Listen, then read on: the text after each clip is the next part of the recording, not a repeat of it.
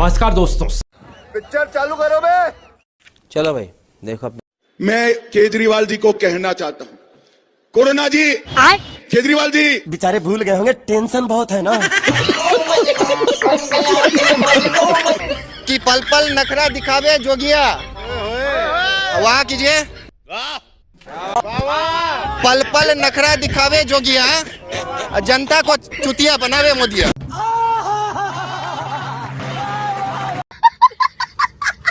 ये बताएं कि महंगाई मुबारक हो आपको। अरे मैम क्या करा जाए, अब सरकार के पर भी तो इतना बर्डन है। क्या बोला तूने? इसलिए टैक्सेस बढ़ाती है सरकार। और क्या? सरकार अब कहाँ से पूरा करेगी? अच्छा, पिछली सरकारें खजाना खाली कर गई हैं, तो अब इसलिए ये सरकार किसी तरह से मैनिपुलेट कर रही है। अच्छा, तो अब खजाना भर रहा है मतलब? हाँ भर रहा है भाई, विकास हो रहा है। क्या बोला तूने? हाँ भर रहा है भाई, विकास हो रहा है देश का। खाओ माँ कसम। तो जो लोग कहते हैं कि सब बेचे दे रहे हैं, सब प्राइवेट कराए दे रहे हैं, ये क्या हो रहा है? अरे वो इलिटरेट लोग हैं, उनको नॉलेज नहीं है। कुछ भी। हम लोग भाजपा समर्थक लोग हैं, हम लोग जानते हैं भाजपा के कार्य अच्छे कार्य हैं। बस की मूर्ति बननी चाहिए। ताली बजा दो भैया इनके लिए। ताली बजा दो भैया, ताली बजा दो। वाह,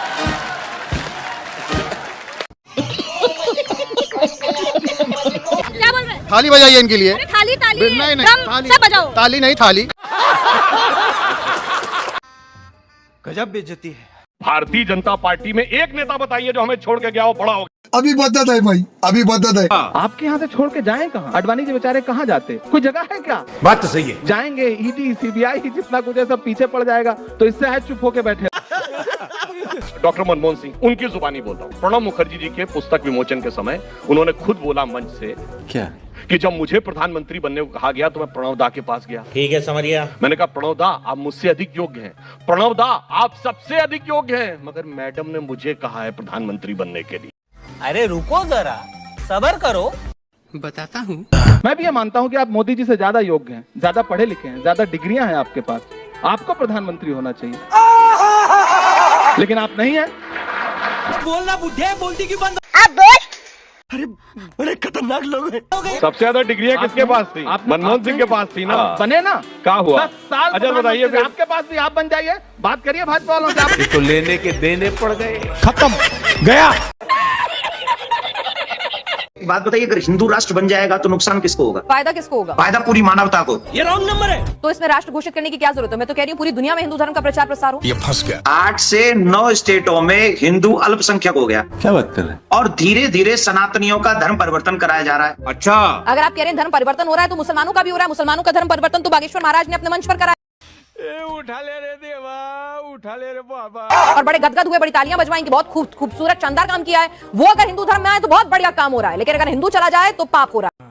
ये बड़ी अच्छी बात कही है।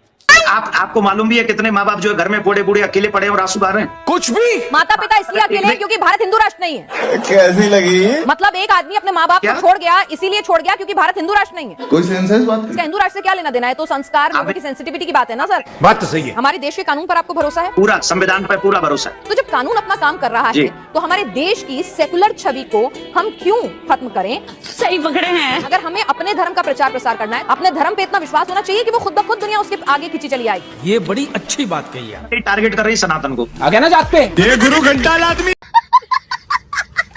अपने बच्चों को ये लोग पढ़ाएंगे इंग्लिश स्कूलों में, और दूसरे के बच्चे के लिए अगर वो सुविधा सरकार देना चाहते हो, कहते नहीं उर्दू पढ़ाओ इसको, यानी उसको मौलवी बनाना चाहते हैं, कठपुल्ला बन के उड़ते इसको ले जाना चाहते हैं। ये नहीं चल सकता। अरे रुको जरा, सब्र करो, बताता हूँ, पहले ये देखो। आजकल हिंदी वाले अलग ही मूड में चल रहे हैं, कह रहे उर्दू को खत्म कर दो, मुसलमानों की भाषा है। भाषा किसी धर्म की नहीं होती है। तमिलनाडु का मुसलमान तमिल बोलता है, केरल का मुसलमान मलयालम बोलता है। किसी भी समाज का व्यक्ति होगा, उसका धर्म कुछ भी हो, उसकी भाषा वही होगी जो उसके भौगोलिक क्षेत्र की भाषा। बात तो सही है। उर्दू हिंदी समाज की भाषा है, मेरठ के इलाके में पैदा हुई है, मतलब हमारी गोद में पली है वो भाषा, हिंदी की गोद में बनी है। उसका व्याकरण पूरा का पूरा खड़ी बोली हिंदी का व्याकरण है। पाकिस्तान ने उर्दू को आयात किया है क्योंकि पाकिस्तान की जमीन पे उर्दू पैदा नहीं हुई, उर्दू मेरठ के आसपास पैदा हुई, पाकिस्तान ने इंपोर्ट किया उस भाषा को। अपनी भाषा को हम इस तौर से बोलते कि खत्म कर देंगे, पहली बात तो ऐसा बोलना नहीं चाहिए। दूसरी बात, कर भी नहीं पाएंगे। किसी के चाहने से भाषाएं खत्म नहीं होती, भाषाएं तब खत्म होती है जब भाषाओं का आत्मसम्मान मर जाता है। क्या बात है सर, क्या बात है सर, क्या बात है, ये बात है। भारत माता की जय कहते हो? बिल्कुल कहते हैं। कहिए एक बार। एक बात नहीं कहिए भारत माता की जय। अभी पता चलेगा। अभी तक मैं इनसे बड़ा तमीज से बात कर रहा था, अब ये मेरे अंदर का बिहारी जगाए हैं। अभी मजा आएगा ना। भारत माता की जय हम बोलते हैं, आप गांधी को मानते कि नहीं मानते हैं? मानते हैं, बिल्कुल मानते हैं। तो गोडसे बोलिए, गोडसे मुर्दाबाद। ये हुई ना बात। आप बोल। गोडसे मुर्दाबाद। आप बोल। गोडसे के कार्य का हमने कभी समर्थन किया है? किया है भाई। ये फंस गया सी। गोडसे के ऑफिस में गोडसे का फोटो लगाया हुआ है। क्या बात कर रहे हैं? ग्वालियर में आपने गोडसे का मंदिर बनाया। बोलिए गोडसे मुर्दाबाद। काय नहीं बोल रहे हैं? रामकदम जी सस्पेंड हो जाइएगा। अरे बोलना बुढ़े, बोलती क्यों बंद हो गई? माथा पे जो है ललका गमछा लगा करके, भगवा गमछा लगा करके, हरा गमछा लगा करके आप तय कीजिएगा कि कौन क्या बोलेगा। 5 व्यक्ति का नाम बताइए जिस व्यक्ति की विचारधारा पे आरएसएस बीजेपी चलती है। आइए देखते हैं, मजा आएगा। अरे मोदी, अमित शाह, योगी, संबित पात्रा, यही गिना दीजिए, स्मृति ईरानी। खत्म। 5 बोलिए ना महाराज। गया। मुझे कैसे भी करके निकाल मेरे भाई, मैं फंस गया हूँ।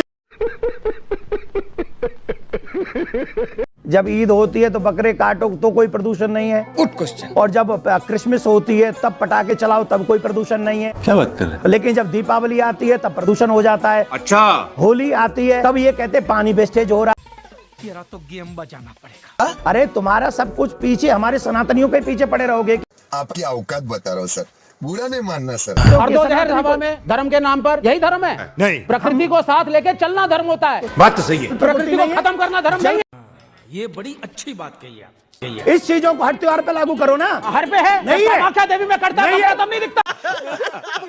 चंडी माता के मंदिर में, देवी पाटन में, हम उसके भी पक्ष में नहीं। कह दो कि ये झूठ है। तो सिर्फ मुसलमानों की दिखती है आपको। क्या बात है सर, क्या बात है सर। दिन भर ये दोनों बैठ करके गूगल पर ये वो सर्च करके लाते हैं यहाँ दोनों और मोदी जी के बारे में, और देश की जनता देख रही है ये दोनों फालतू है, कांग्रेस के दलाल हैं।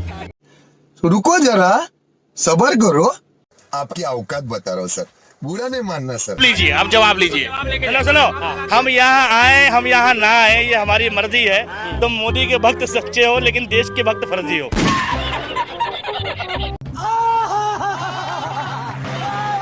जिंदगी खराब नरक कर रखी है। क्या नरक कर रखी? जिंदगी में क्या नरक नहीं कर रखा, उसने हर चीज नरक कर रखी है। मुझे क्रेडिट नहीं चाहिए। ये गरीबों के लिए क्या कर रखा है? लोग सुरक्षित हो गए नहीं हुए ना, परेशान।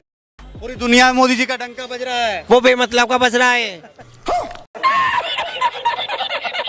जी बेकार है। लोग मोदी मोदी कर रहे हैं। हाँ, मोदी जी नहीं आने चाहिए। मोदी जी की वजह से आप जिंदा हैं। लोग मोदी की वजह से दुनिया मर रही है। गजब बेइज्जती है। समझ गए, सड़क पे दुनिया आ गई। परेशानी हो, 2-4 परेशानी आप बता दीजिए मोदी जी। आप 2-4 परेशानी बता दीजिए ना। क्या आपका नोटबंदी होगा, आपका फलाना बंदी होगा, आपका उसकी माँ की बंद हो गई। तो नोट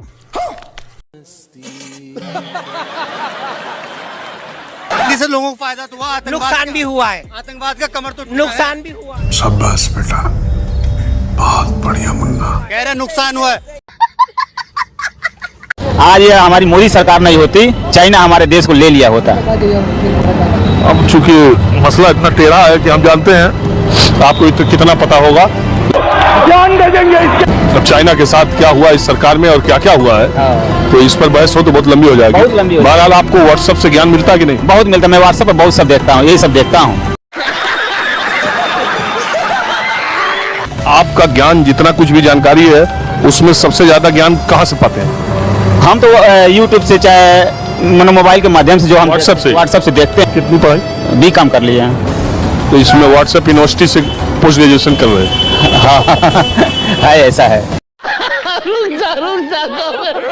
जो ज्ञान आपको नहीं मिला वो व्हाट्सएप से मिल रहा है। हाँ, जो हम कभी सपने में नहीं सोच सकते कि हमारी इतनी कम एजुकेशन में इतना जानकारी हो जाती, वो इस समय हम मोबाइल से कर लेते हैं, व्हाट्सएप के माध्यम से।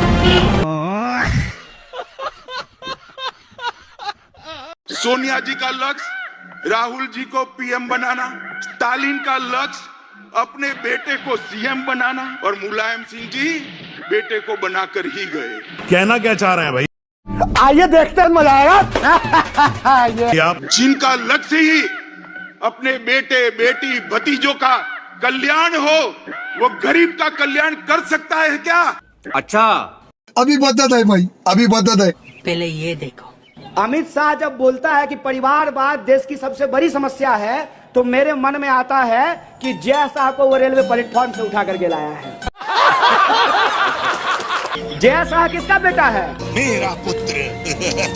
तो बीसीसीआई सेक्रेटरी परीक्षा दे करके बना है, कंपटीशन दिया था क्या? अरे बाप रे, ये तो धोती खोल रहा है। यूपीएससी लिखा था, कैसे बन गया? वो परिवारवाद नहीं है, बेईमानी, नकली चाणक्य। जिनको जान गंवानी